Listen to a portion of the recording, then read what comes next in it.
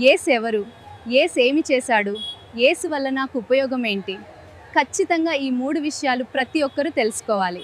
యేసు ఎవరో మీకు తెలుసా? యేసు కన్యమరియ గర్భమున జన్మించాడని, మానవుల పాపరక్షణ కొరకు చనిపోయాడని, 3వ రోజు తిరిగి లేచాడని, యేసు తండ్రి, వీరేమి చేయుచున్నారో వీరెరుగరు గనుక వీరిని క్షమించుమని చెప్పెను. అందుకు యేసు వానితో, నేడు నీవు నాతో కూడా పరదైసులో ఉందువని నిశ్చయముగా నీతో చెప్పుచున్నానెను.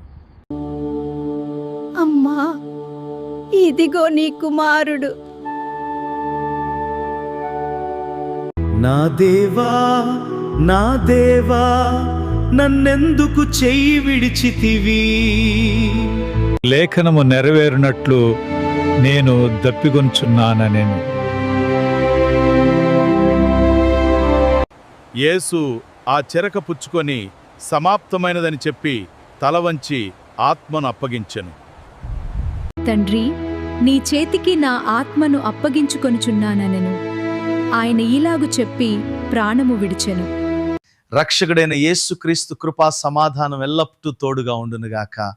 Amen, amen, amen.